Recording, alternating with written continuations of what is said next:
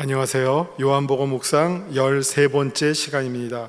오늘의 본문은 요한복음 3장 1절에서부터 8절까지, 제목은 니고데모와의 대화, 그 첫 번째 부분이 되겠습니다.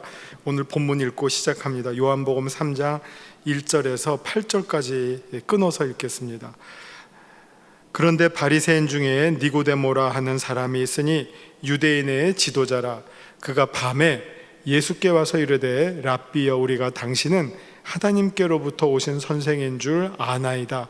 하나님이 함께 하시지 아니하시면 당신이 행하시는 이 표적을 아무도 할 수 없음이니이다. 예수께서 대답하여 이르시되, 진실로 진실로 내게 이르노니 사람이 거듭나지 아니하면 하나님의 나라를 볼 수 없느니라. 니고데모가 이르되, 사람이 늙으면 어떻게 날 수 있사옵나이까?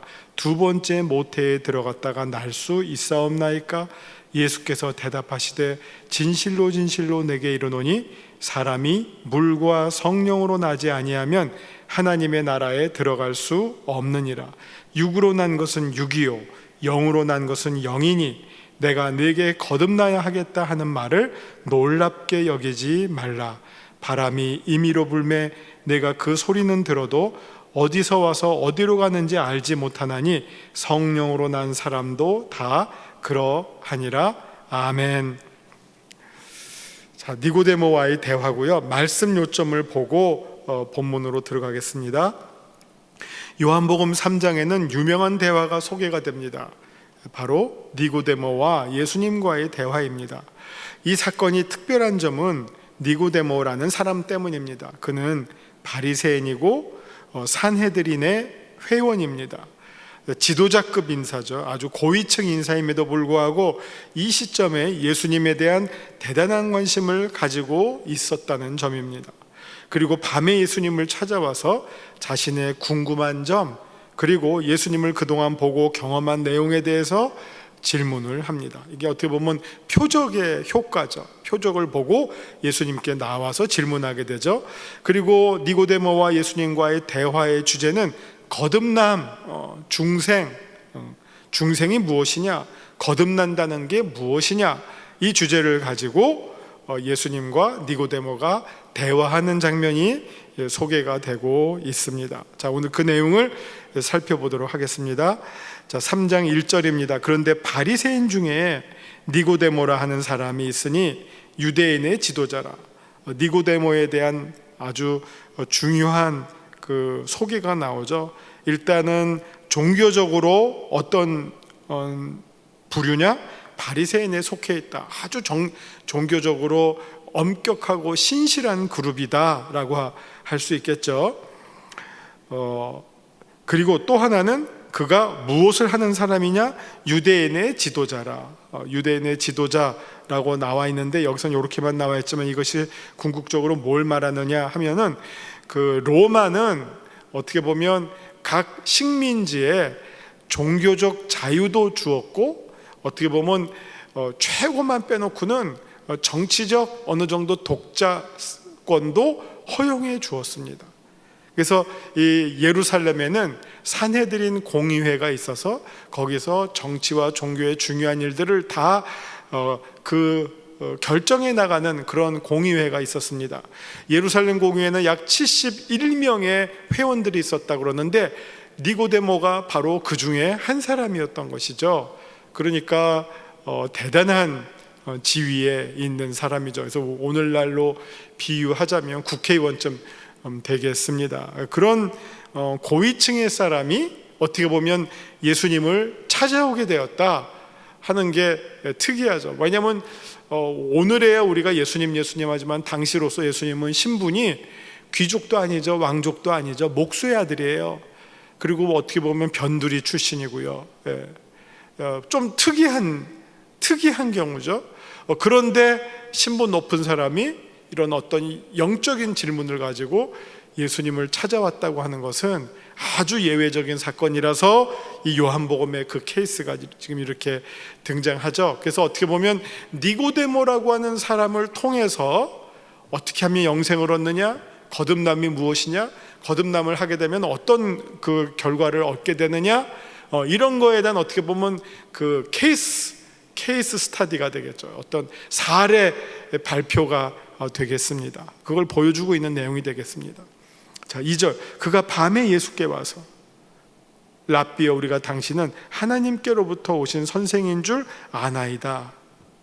여기까지가 한번 보시면 밤에 찾아왔다는 거죠. 뭐 낮에는 일단 근무 시간이기도 하고, 낮에는 사람들의 눈이 많이 뜨이니까 밤에 한번 은밀히 좀 마음으로 좀 부담 없이 편하게 조용히 찾아온 그것을 우리가 미루어 짐작할 수 있겠죠. 그러면서 랍비라고 부르고 또 이어서 하나님께로부터, 랍비는 랍비인데 그 랍비가 이게 여기서 지금 여러분이 이 니고데모와의 대화에서 눈여겨봐야 할 하나의 표현이 뭐냐면 하나님께로부터, 하늘로부터. 이게 아주 그 문학 작품으로 말하면 복선에 해당하는 내용이에요. 이게 계속 깔려 있어요.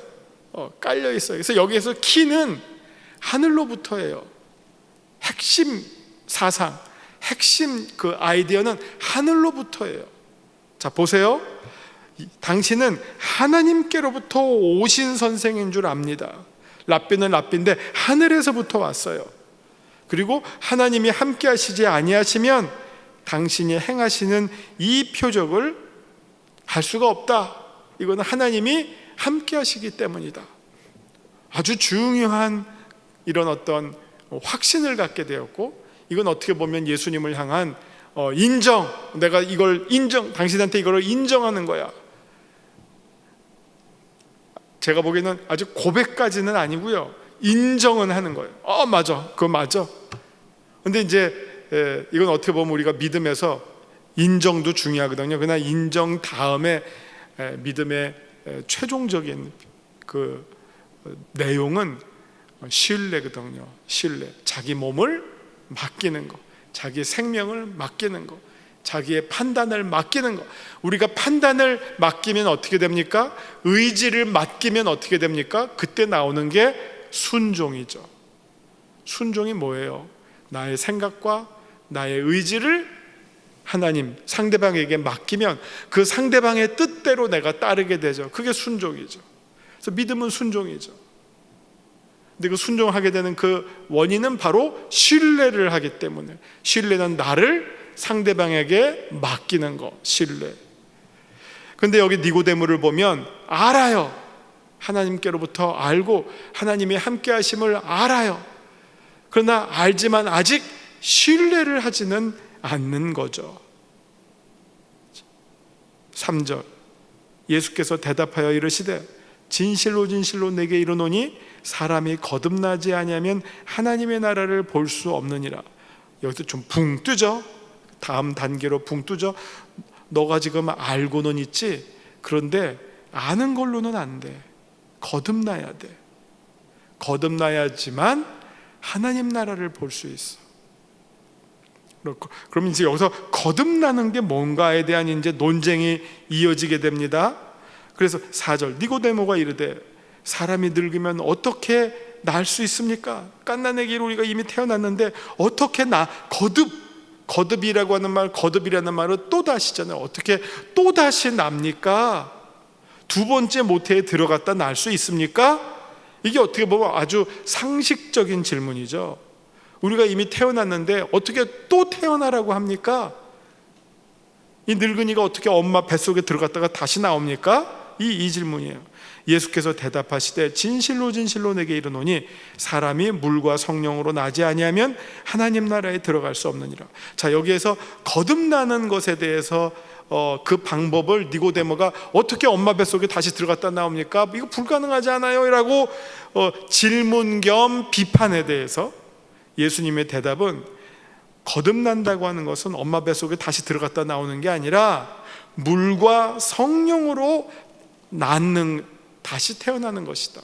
물과 성령으로 태어난, 엄마 뱃속에서는 어떻게 보면 육체와 육체로 태어난다고 한다면 거듭난다고 하는 것은 물과 성령으로 다시 태어나는 것이고, 그렇게 될 때만 하나님 나라에 들어갈 수 있다 하는 거죠.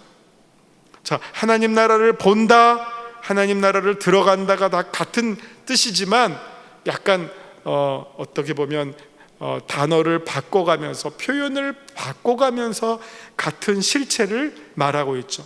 사람이 물과 성령으로 나지 아니하면 하나님 나라를 볼 수 없다 라고 해도 똑같다는 거죠. 볼 수 없다, 들어갈 수 없다. 근데 여기서 거듭난다라고 하는 것이, 이 거듭이라고 하는 말의 그 헬라어 원을 살펴보면 이것은 또다시 again, re의 의미뿐만 아니라 위로부터라는 뜻이 있어요. 위로부터. 그러니까 이 거듭난다라고 하는 것이 여기서는 물과 성령으로 거듭난다라고 했지만, 이걸 또 공간적으로 말하면 위로부터 태어나지 아니하면, 하늘로부터 태어나지 아니하면 하나님 나라를 들어갈 수 없다. 너무 간단하죠. 하나님 나라에 들어가려면 하나님 나라로부터 태어나야 돼요. 다시. 우리가 땅으로부터 태어난 것이 첫 번째라면, 중생은 하늘로부터 태어나는 거예요. 하늘로부터 태어나야지만 하나님 나라를 볼 수 있고 하나님 나라를 갈 수 있어요. 들어갈 수 있어요. 땅으로부터 태어났기 때문에 우리가 이 땅을 보고 이 땅을 사는 것처럼 하늘로부터 태어나야지만 하나님 나라를 들어갈 수 있고 하나님 나라를 볼 수 있어요. 그러면 어떻게 하면 하늘로부터 태어나는 거냐? 그것이 바로 물과 성령으로 태어나는 것. 물과 성령으로 태어나는 것. 이 말이 쉬운 말은 아니죠. 물과 성령으로 태어나는 것이 어떻게 태어나는 것이길래 하나님 나라를 볼 수 있고 들어갈 수 있느냐? 그거에 대해서는 이제 설명이 이어지죠. 6절. 육으로 난 것은 육이요, 영으로 난 것은 영이다. 자, 우리가 이 땅에서 태어나는 것은 육으로 난 것이다. 그러나 하늘로부터 태어나는 것은 영으로 태어난 것이다. 육으로 태어난 사람이 이 땅을 살고 이 땅을 보는 것처럼 영으로 태어난 사람이 하나님 나라를 보고 하나님 나라를 들어갈 수 있다. 7절. 내가 네게 거듭나야 하겠다고 하는 말을 놀랍게 여기지 말라. 이게 그냥 들으면 놀라운 거죠. 우리가 땅에서 났는데 땅에서 또다시 태어나요? 그거는 환생이죠. 윤회죠. 우리가 말하는 거는 이 땅을 계속 또다시 태어나는, 땅에서 태어나고 또 땅에서 태어나고 또 땅에 태어나고가 아니라 한 번 땅에서 태어났지만 그러나 영원히 하늘로부터 태어나서 하늘에서 사는 것이 우리의 영생이라고 말할 수 있겠죠. 하나님 나라에 들어가는 것. 8절. 바람이 임의로 불매 내가 그 소리는 들어도 어디서 와서 어디로 가는지 알지 못하나니 성령으로 난 사람도 다 그러하니라. 사실 성령으로 난다고 하는 것은 신비로운 일이죠. 영적인 사실이에요. 그래서 그걸 우리가 인간의 생각과 인간의 판단과 경험으로 말하기가 어렵죠. 이것도 영적으로 설명을 해야 된다는 거예요. 하늘로부터 태어나는 것, 성령으로부터 태어나는 것, 성령으로 거듭난 사람. 왜냐하면 성령이 거듭난다고 하는 것은 새롭게 태어나는 거거든요.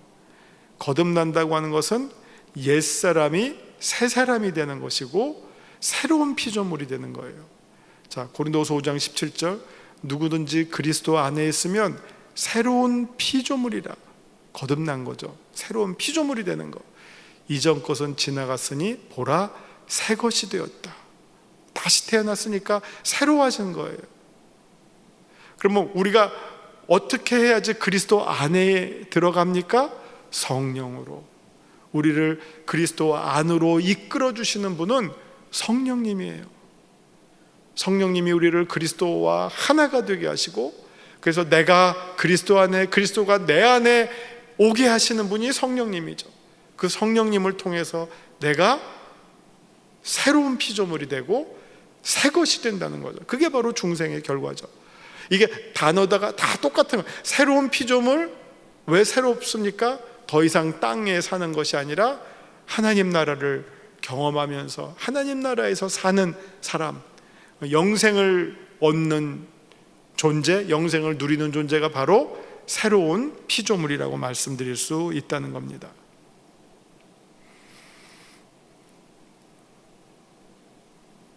자, 여기까지 우리가 본문을 보았고, 나머지 부분은 우리가 또 다음 시간에 이어서 공부할 텐데요. 자, 여기까지 본 말씀을 가지고 말씀 산책으로 다시 정리해 드리겠습니다. 1절, 니고데모에 대한 소개가 첫째는 바리새인이요, 두 번째는 유대인의 지도자로 나옵니다. 공의회 의원으로 나오죠. 이는 그가 사내들인 공의회 일원이었음을 말합니다. 사내들인은 로마로부터 자치권을 인정받은 유대의 최고 의사 결정 기구였고, 예루살렘에는 71명의 회원이 있었기에 니고데모는 현재로는 국회의원 정도에 해당하는 고위직이었습니다. 이 고위직이 예수님을 찾아와서 이 무슨 세상의 정치적인 문제를 묻는 게 아니라 영적인 질문을 했다고 하는 것이 아주 특별한 케이스죠. 2절, 그가 예수님을 밤에 찾아왔다는 사실은 사람들의 눈을 피해왔다는 실제적 의미와 함께 그가 지금까지 어쩌면 아직까지 어둠 속에 있는 사람이다라고 하는 것들을 아주 상징적으로 나타내면서, 그러나 그가 이제 어둠으로부터 빛으로 나아오려고 하는 그런 어떤 관계, 이 변환점을 암시해주고 있는 그런 표현이라고도 볼 수 있습니다. 그도 사람들과 마찬가지로 예수님께서 베푸셨던 표적을 본 후 예수님을 찾아오게 된 것입니다. 3절을 보시면요, 니고데모의 간단한 신앙 고백이 있자, 이게 뭡니까? 랍비여, 우리는 당신은 하나님께로부터 오신 선생인 줄 압니다. 하나님이 함께 하시기 때문에 랍비께서 이런 일들을, 이런 표적을 행하시는 줄 우리가 믿습니다 라고 하는 니고데모 수준의 신앙 고백이 있자, 예수님은 거듭나는 주제를 설명하십니다.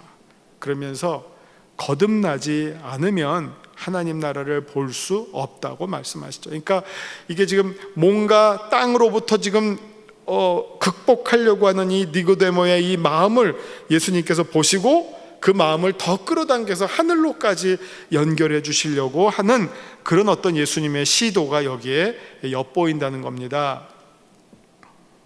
거듭난다라는 말을 직역을 하면 위로부터 태어나다라는 뜻입니다. 하늘로부터 태어나지 않으면 하나님 나라를 볼 수 없다는 말입니다. 자, 이 말을 들은 니고데모는 거듭나다의 하늘로부터 보다는 단순히 다시라는 뜻의 관심을 나타냅니다. 어떻게 다시 태어날 수 있는지를 묻습니다. 5절, 이번에는 예수님은 거듭나는 것에 대해서 물과 성령으로 거듭나는 것을 말씀하시고, 그렇지 않으면 하나님 나라에 들어갈 수 없다고 하십니다.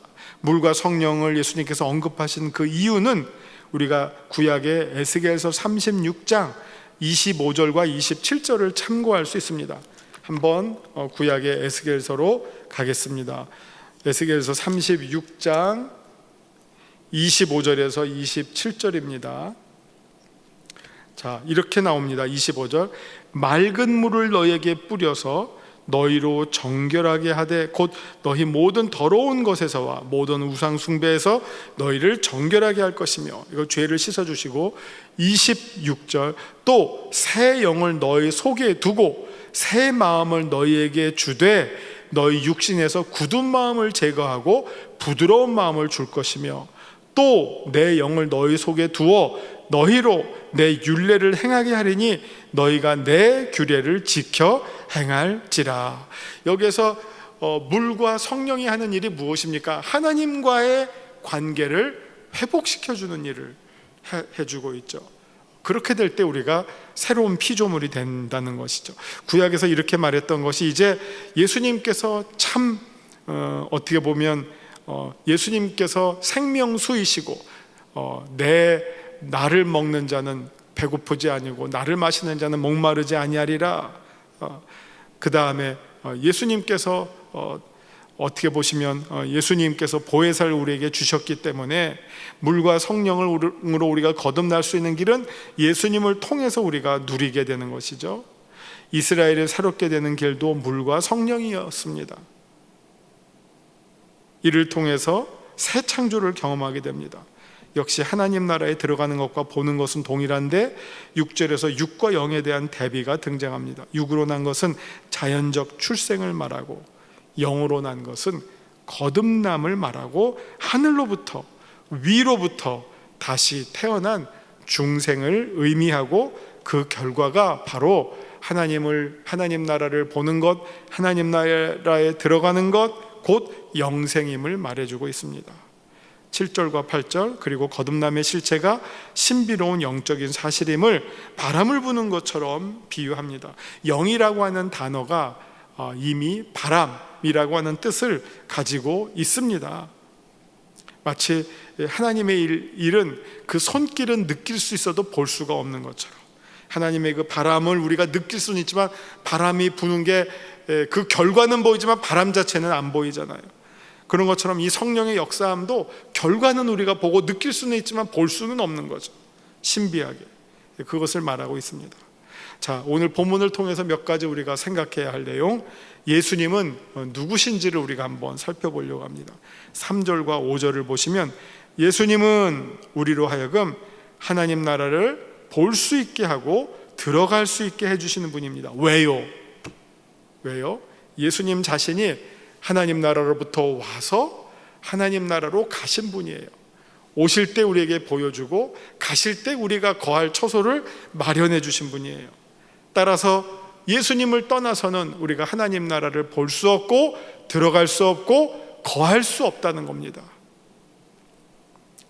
그 메시지를 우리가 아주 분명하게 받게 되죠.